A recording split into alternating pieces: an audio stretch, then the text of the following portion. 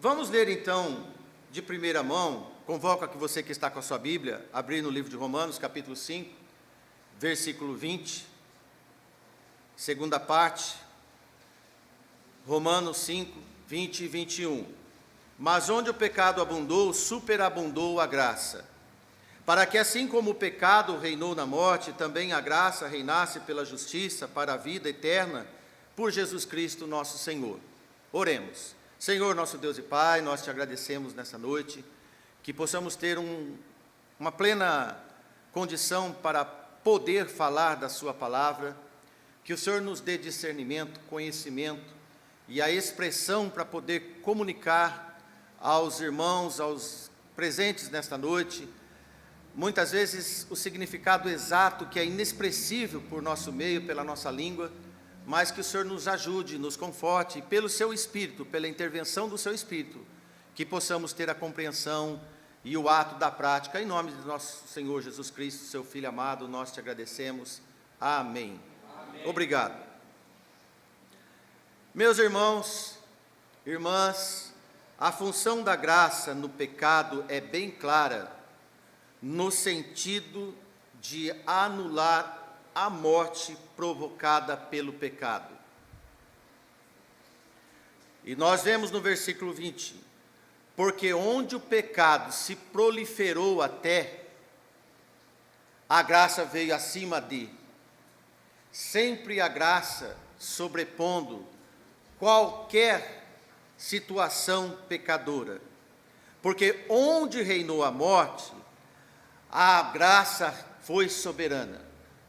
Desta forma, sempre que o pecado excede, superexcede a graça de Deus, a vida está na graça. A graça é prevalecedora sobre a lei. A lei que esclarece, conscientiza o pecado gerado, mas você pode ver que ela não anula o pecado, ela aponta, ela acusa. Dessa forma, o pecado entrou no mundo através de um homem e se alastrou por toda a humanidade, passando de geração em geração. Assim, todos nós somos destituídos. Destituir é demitir, é ser tirado, é ser despojado, é ser tirado. Veja como Deus vê o homem que deseja se limpar do pecado com todas as ferramentas da sua bondade. O homem não consegue.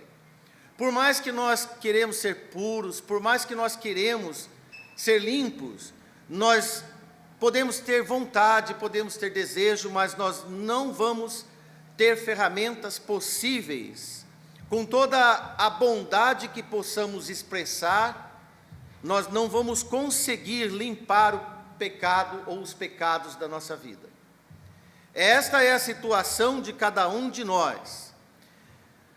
Jeremias foi um profeta que conviveu muito com o sabor amargo do pecado. E a palavra de Deus diz que o pecado no começo tem um gosto de mel, mas no fim, depois, as consequências dele, ele atrai como um sabor de fel. E Jeremias, ele escreveu muito sobre o último grau do pecado. Jeremias foi orientado por Deus a nem orar mais pelo povo, porque Deus já tinha decretado o exílio do povo. Então Jeremias, ele escreveu assim, 2:22, por isso ainda que te laves com salitre, e amontoes sabão, a tua iniquidade está gravada diante de mim, diz o Senhor. Olha, irmãos, o salitre, ou potássio de sódio, ou nitrato de potássio de sódio, a fórmula química dele, ele na agricultura ele serve como adubo, mas para alimento ele serve para conservar, para realçar sabor. E como sempre, nós temos um médico aqui, dá o efeito colateral, né, doutor? Aumenta a pressão e tantas outras coisas. Mas o profeta usou o salitre para dizer que mesmo que use salitre, e mesmo que use amontoe sabão o quanto quiser, o pecado não vai ser tirado, a tua iniquidade está gravada diante de mim, diz o Senhor. Olha então, o que aconteceu com o homem, já que não tinha mais como, nós fomos apresentados e foi necessário por Jesus, que superabundou na graça, para poder realocar, disponibilizar o homem diante de Deus. Em Romanos capítulo 3, versículo 23, o livro que os irmãos estão, porque todos pecaram e destituídos estão da glória de Deus, sendo justificados gratuitamente pela sua graça. Sendo justificados gratuitamente pela sua graça, pela redenção que há em Cristo Jesus. Eis o caminho. Eis o caminho da redenção.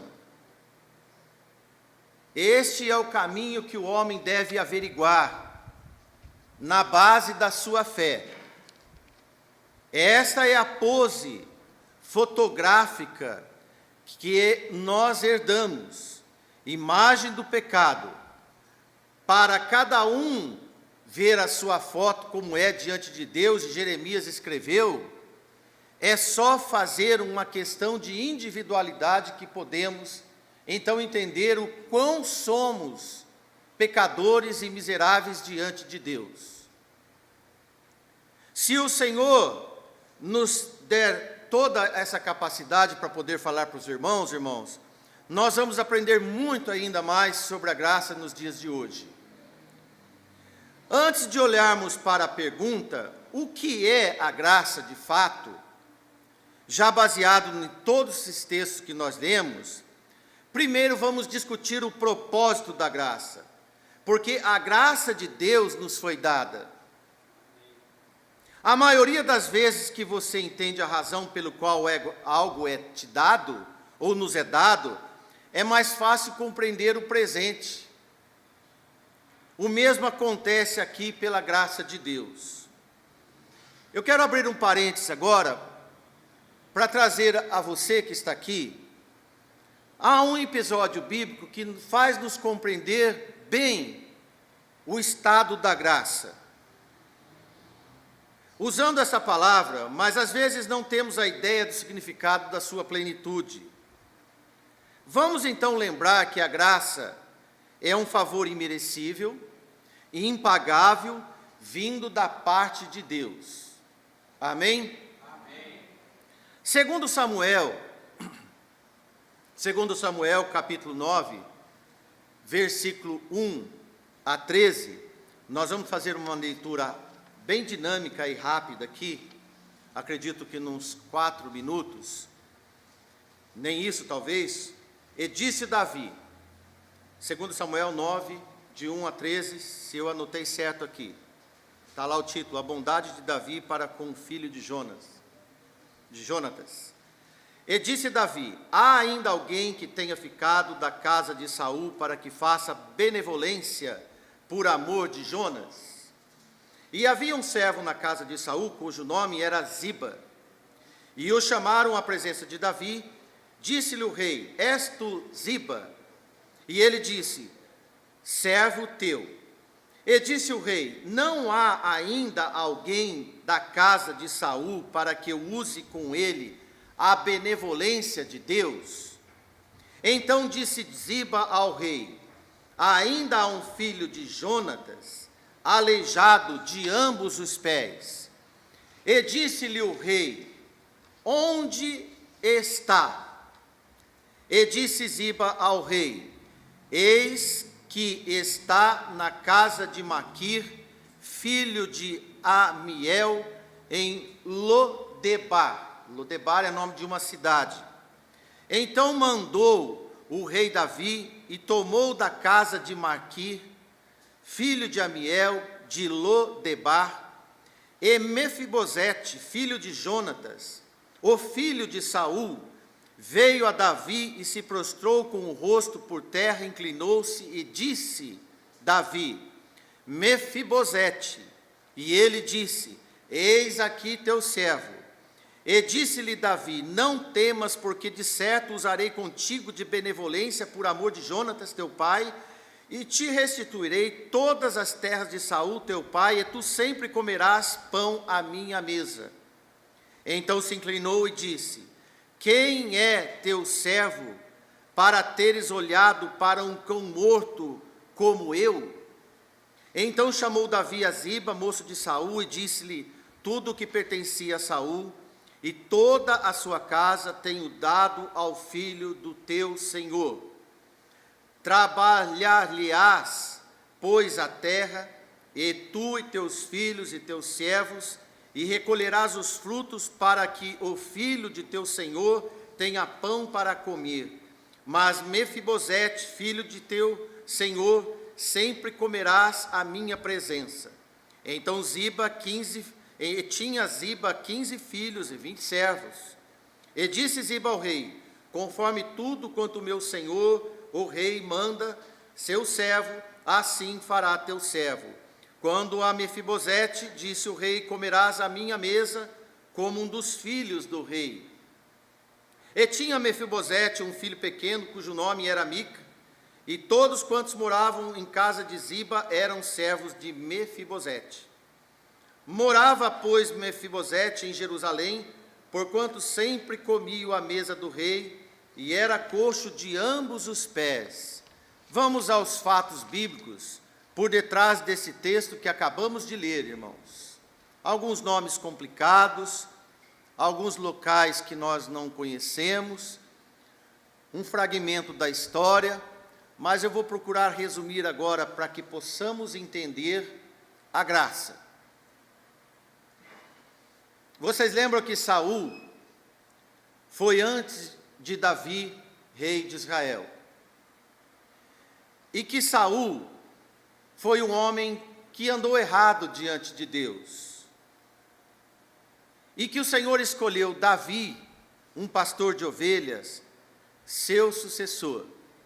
Só que Saul tinha um filho chamado Jonatas, e Jonatas era amigo de Davi. Ainda quando não era rei, e era um guerreiro de Israel, súdito do pai de Jonas, Saul, Davi era fiel. Amém? Amém. O filho Jonatas, como nós dissemos para você, era um grande amigo de Davi. Jonatas tinha um filho chamado Mefibosete. Quando Saul e Jonatas morreram numa batalha, se você for ver os capítulos anteriores, você vai ver, desde o início de 2º Reis, você vai ver a história. A cuidadora, a babá de Mefibosete, logo depois que morreram Saul e Jonatas, essa mulher tentou fugir com o menino, porque era comum que quando um rei era deposto, assassinado, eles assassinavam todos os herdeiros, para que não houvesse herança. E Mefibosete tinha apenas 5 anos de vida. E essa mulher saiu correndo e deixou essa criança cair. E quando ela caiu, ela ficou aleijada dos 2 pés, para o resto da vida, mas salvou a vida desse menino, o único. O resto todos foram mortos. Depois de alguns anos, quando Davi tornou-se rei de Israel, um homem poderoso, tinha vencido batalhas, seus inimigos, ele resolve demonstrar graça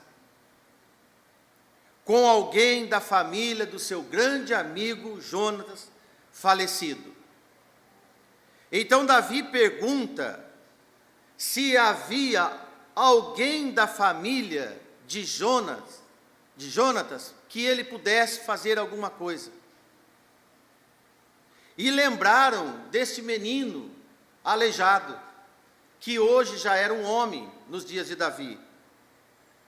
A essa altura ele já estava casado, morando numa cidade pequena, chamado Lodebar. Talvez você nunca viu falar dessa cidade também. E Mefibosete, quando foi chamado, ele atendeu o pedido de Davi. E aí ele teve uma grande notícia, que ele ia receber tudo que era do pai dele, do seu avô Saul. tudo que pertenceu ao seu avô. E além do mais, ele ia morar no palácio do rei, junto com o rei, e comer da comida e do prato do rei, até o resto da sua vida. Bom, desse texto aprendemos alguma coisa como encontrar a graça ou ser encontrado pela graça. Nós vemos alguns personagens aqui, eu quero comentar alguns com você. A primeira delas é que a graça de Deus te encontrará primeiro. Amém?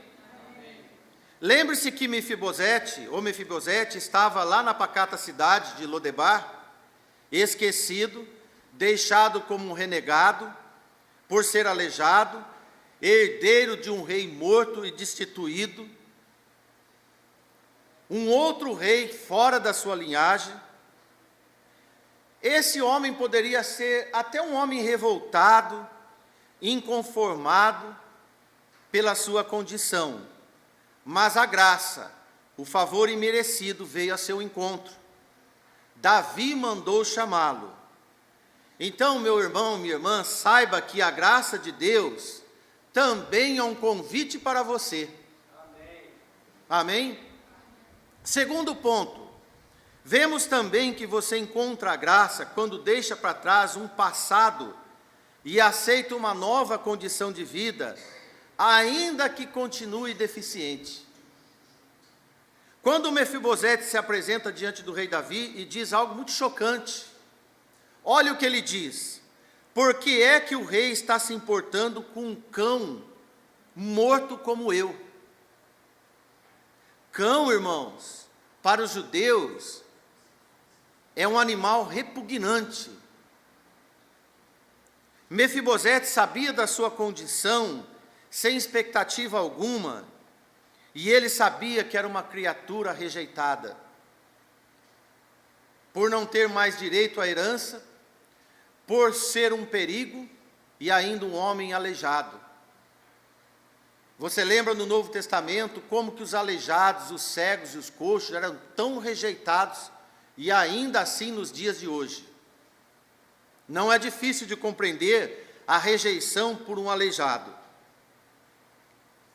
Talvez ele quisesse dizer algo assim para Davi: quem sou eu para ser convidado ou para ser lembrado? Que insignificante eu sou. Mefibosete tinha a chance de mudar a sua vida, e ele aceitou com submissão e humildade, como uma ordem. Ele não seria curado dos seus 2 pés, mas deixaria a vida deficiente para trás. Da mesma forma, você hoje é convidado a deixar o seu passado deficiente para encontrar a graça de Deus. Deixe seu passado deficiente para trás. Amém. O Senhor quer atingir você com a sua graça recuperadora, amém, restauradora. Isto é ser remido pelo sangue do Cordeiro. Amém. Terceiro ponto, outra coisa que vemos nesse episódio é que você encontra graça quando descobre o lugar que alguém conquistou por herança. Para Mefibosete, olhar para aquele palácio do rei deveria ser muito penoso. Talvez pela sua idade não lembrava a vida que tinha como filho de rei, mas sabia que perdeu o trono e a herança. Isso ele sabia. Ele deveria se imaginar lá dentro por ser descrente ou descendente do rei, mas aquele lugar estava fechado para ele. Teve que vir a graça para abrir as portas do palácio para ele. Agora Mefibosete, irmãos, foi encontrado pela graça. Nós também um dia fomos resgatados e retornados ao lugar da nossa herança, junto ao Pai, à mesa de Deus. Foi o Senhor Jesus Cristo que nos deu esse direito, foi Ele quem nos devolveu o nosso lugar para junto de Deus, ainda que merecido. Quarto ponto. Finalmente vemos que você encontra graça por causa do filho.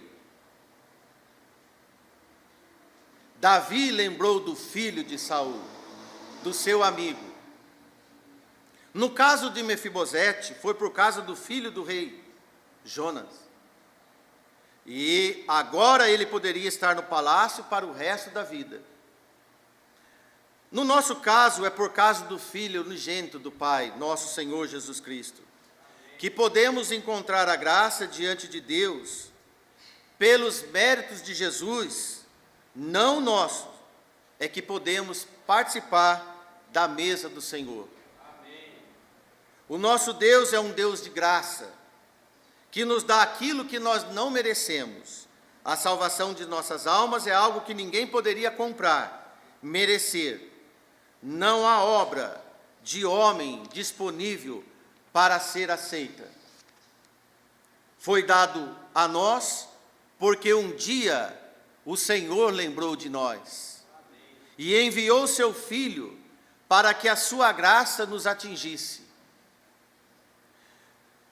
Que você, que está aqui hoje, aceite o convite que a graça maravilhosa de Deus lhe dá através de seu amigo, Jesus Cristo Salvador. Amém? Dessa forma, de acordo com a palavra de Deus, nós podemos nos reconhecer quão nada somos, como Mefibosete reconheceu isso nele. E a palavra de Deus diz que pela lei vem o conhecimento do pecado. Paulo diz que não conheceu o pecado senão pela lei. Se a lei não dissesse a ele, não cobiçarás. Bem conhecido, a universalidade do pecado, que é nata em todos nós, assim como foi em Mefibosete. Porque todos pecaram e destituídos estão da glória de Deus, sendo justificados gratuitamente pela sua graça, pela redenção que há em Cristo Jesus, o qual Deus propôs para propiciação, isto é, sacrifício, pela fé do seu sangue, para demonstrar a sua justiça pela remissão, isto é, a desobrigação dos pecados dantes cometidos sobre a presciência de Deus. Dias atrás circulou uma notícia de alguns guardas multando pessoas dirigindo o veículo e com bolsas e sacolas e malas em cima dos bancos. E eu vi que a maioria das pessoas não sabiam que não poderiam carregar malas ou sacolas em cima dos bancos dos carros. E as pessoas ficaram assim assustadas. Olha, por que eu estou sendo multado? Eu não sabia. Então, quando a pessoa foi multada, ela, além de ser multada, isso é, penalizada, ela tomou conhecimento do seu erro. Quantos erros nós temos, irmãos, por desconhecimento da lei? A graça não nos faz isso. A graça não nos acusa de nada disso. A graça, ela não nos infringe como a lei, ou por desconhecimento, ou por esquecimento. Independente disso, todos nós, sem rumo e culpados, assim como Mefibosete. A lei exige obras sem erro algum e não admite falhas, nem ignorância, nem descuido, nem esquecimento. Nessa pena entendemos a nossa incapacidade, o quão falhos somos. Mefibosete tinha essa consciência, que ele não tinha direito a nada, nem da herança perdida. Na graça encontramos um novo rumo, uma nova direção, uma nova expectativa e até a esperança perdida. Na graça, a misericórdia, sem lembrar do passado. Pode ver que Davi não acusou Mefibosete de nada pelos erros do seu avô ou por erros da sua família. Ele foi aceito. Mas a graça de Deus foi dada para nos voltar a Deus. Esta é a oportunidade divina para todos nós. E Paulo diz à igreja de Efésios: pela graça sois salvos, por meio da fé. Isso não vem de vós, é dom de Deus. Não vem das obras, para que ninguém se glorie. Nenhum de nós. A graça de Deus não foi dada para que pudéssemos apenas ter compreensão do conceito de graça. Não é isso que devemos ser. Se você quer ter conceito de graça no seu coração, você vai ter lei. Paulo alerta Timóteo sobre a diferença entre aprender e decorar, dar informação ao intelecto apenas, coisa que abastece o saber, mas afasta a prática e a transformação de morar novamente no palácio. O entendimento da graça é sim importante, mas isso nunca vai mudar a sua vida.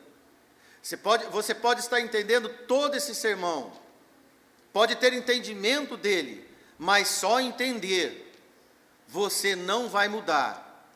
Ele tem que vir abastecido, além do conhecimento, da compreensão da graça, a aplicação da graça, pela fé no nosso Senhor Jesus Cristo. Amém. Não podemos querer fazer graça, vou fazer da graça como um ato de lei. Isto é impossível. A graça não tem caráter de lei, mesmo que o homem queira. Se for assim, então já não é mais graça. Devemos sempre lembrar que a lei de Cristo é o amor ágape, o doador, sofredor. Esse amor obrigatório para viver na graça. 1 João 4,8 diz: aquele que não ama não conhece a Deus, porque Deus é amor. Deus é a graça salvadora. O que a graça, então, pode ser para nós? Do nosso favor imerecido, favor que Deus dá livremente, sem esperar algo em troca. A lei pede reciprocidade de pagar a pena, mas a graça não pede. A graça não pede contrapartida do homem, a lei pede. A graça não, porque já foi pago.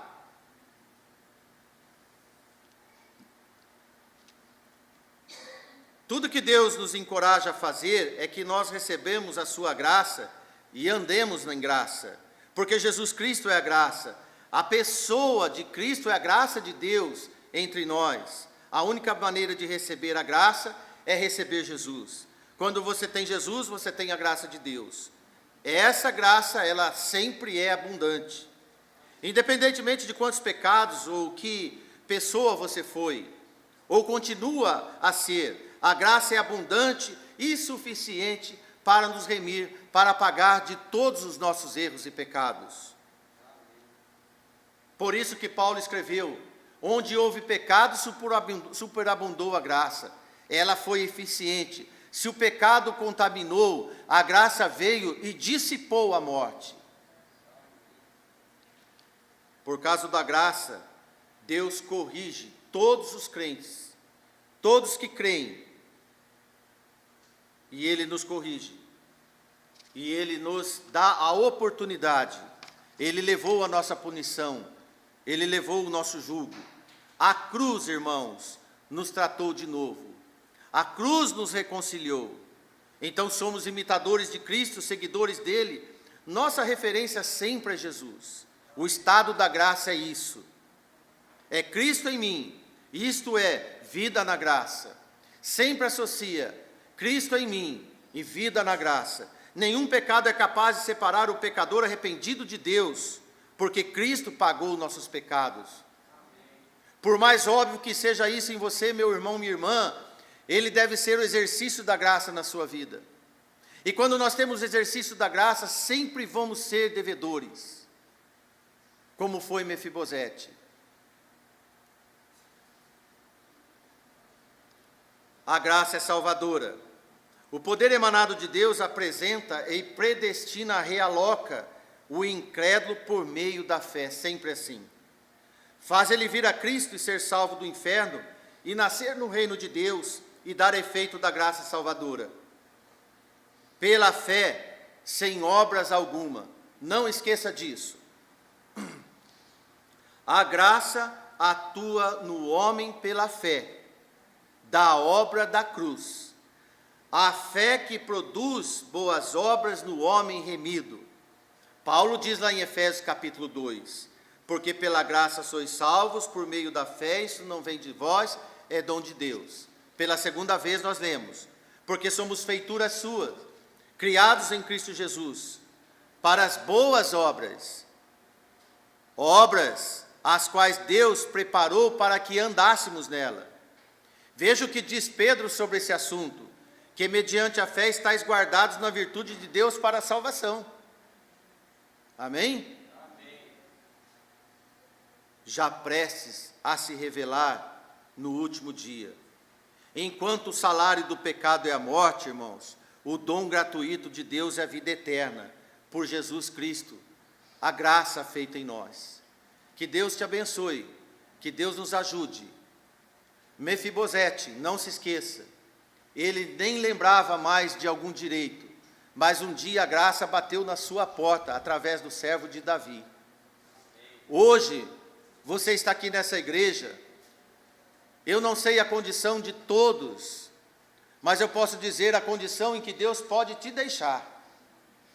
Se você hoje é um aleijado, você é um pecador, como Mefibosete, e sabe o peso, e sabe que você é imerecedor de causa alguma, saiba que Jesus está às portas.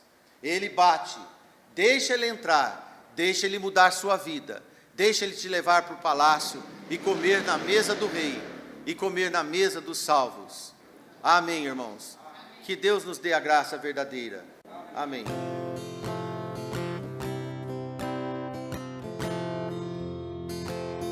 Deus enviou Jesus, seu Filho, e seu amor, perdão nos dá. Na cruz morreu por meus pecados, mas ressurgiu e vivo com o Pai está. Porque vivo está, o amanhã não temerei. Porque vivo está, não temerei. Pois eu bem sei que é dele o meu futuro. A vida vale a pena, Cristo vivo está.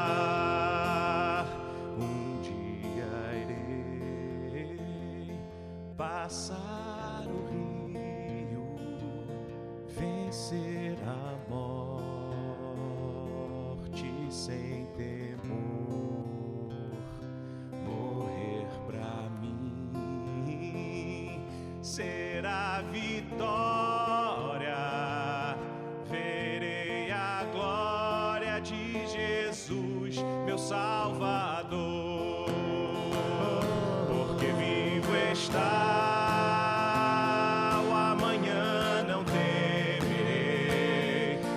Vivo está, não temerei,